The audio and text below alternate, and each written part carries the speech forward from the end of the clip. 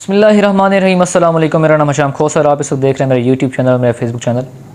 आज ख़बरें बहुत सी हैं, सब पे तजिया करेंगे बारी बारी, लेकिन जो सर फहरिस्त ख़बर थी वो ये थी कि 2022 के इलेक्शन अक्टूबर में होने जा रहे हैं। चेयरमैन पीटीआई इमरान खान ने चेयरमैन इलेक्शन कमीशन से इस्तीफ़े का मुतालबा कर लिया। उनका कहना यह था कि अगर अक्टूबर के महीने में जो इलेक्शन हो रहे हैं उनमें हमारे चेयरमैन इलेक्शन कमीशन जो अभी मौजूद हैं वो हुए तो धांधली से पाकिस्तान को कोई भी नहीं बचा सकता। धांधली के तकरीबन 160 तरीके हैं, अगर हम उन्हें बायोमेट्रिक पे लेके आते हैं तो उनमें से आधे तरीके ख़त्म हो जाते हैं। इसके बाद आज जो हमारी ख़बर है, परवेज़ इलाही साहब हमारे पास जिस तरह वज़ीर आला बन चुके हैं, इमरान खान के कहने पे उन लोगों ने इस चीज़ का इकरार किया कि इंशाअल्लाह बहुत जल्द जो लंगर खाने थे जो बंद हो चुके थे, काफ़ी अर्से से बंद थे, पिछली हुकूमत ने उसको बंद कर दिया था, बजट्स ना होने की वजह से वो खोल दिए जाएंगे और सेहत कार्ड पर भी दोबारा इजरा शुरू कर दिया जाएगा। इसके साथ साथ एक इंटरनेट पे वीडियो वायरल हुई 2008 के हवाले से, इमरान रियाज साहब इंटरव्यू ले रहे हैं परवेज़ इलाही साहब का, और जिनमें वो बता रहे थे कि 2008 में भी जो इलेक्शन हुए थे उसमें भी अमरीकी मुदाखलत हुई थी रिजीम चेंज के हवाले से। 3 लोग आते हैं जिनमें जो बाइडन भी थे, जो इस वक्त हमारे पास वाइस प्रेसिडेंट हैं, जो उस वक्त वाइस प्रेसिडेंट थे, और जिनमें आके उन्होंने हमसे ये बात की थी कि अगर आप बनते हैं तो वो बेहतर नहीं होगा, आप इलेक्शन से साइड पे हो जाएं, जबकि आपकी कारकर्दगी बहुत ही अच्छी है, अमेरिका उसको पसंद करता है।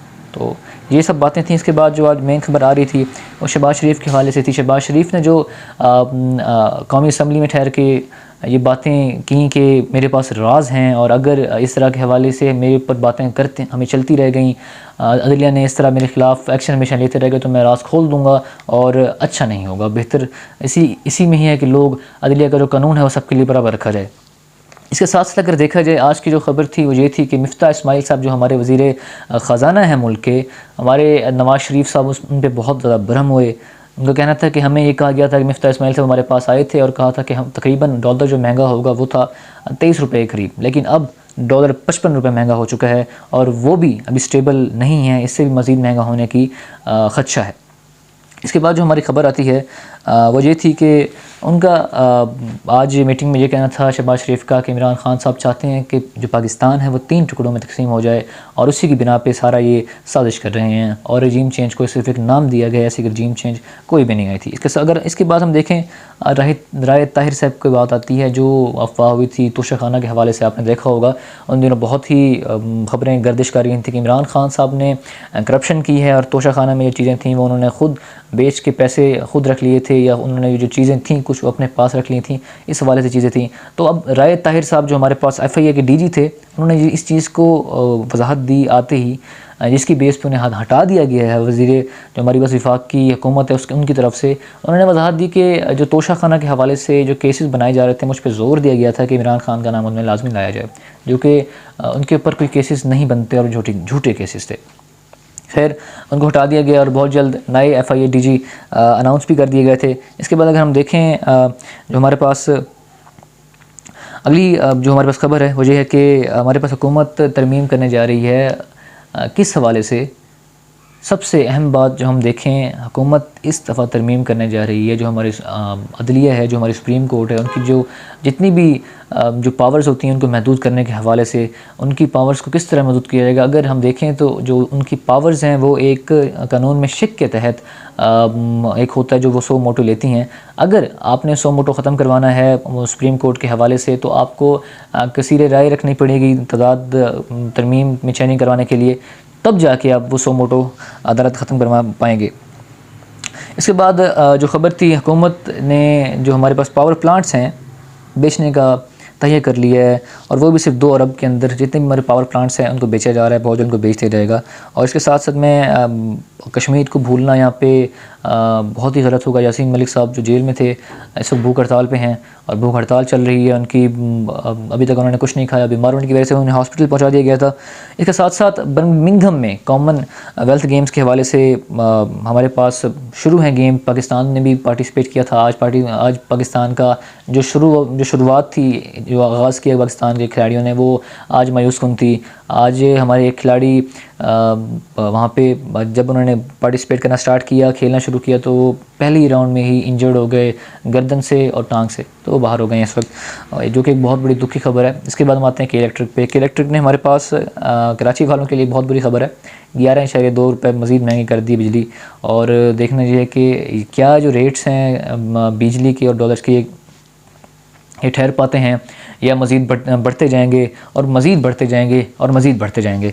इसके बाद जो ख़बर है कि जो बिल्स के हवाले से अगर बात करें, बहुत ही ये खबर गर्दिश कर रही है इस वक्त सोशल मीडिया पे कि 6,000 रुपये जो सेल्स टैक्स की मद में हमसे लिए जा रहे हैं, और अगर आपने 1500 यूनिट इस्तेमाल की हैं जिनकी कीमत बनती है 3300 कुछ रुपये, टैक्स वगैरह उनमें शामिल करने के बाद जब वो एंड में कीमत निकलती है तो वो होती है हमारे पास 12,000 रुपये। तो मतलब यानी कि ये है कि अगर आपने 3,000 की बिजली इस्तेमाल की है तो उसकी आपको पैसे या चार्जेस देने पड़ेंगे 12,000 रुपये।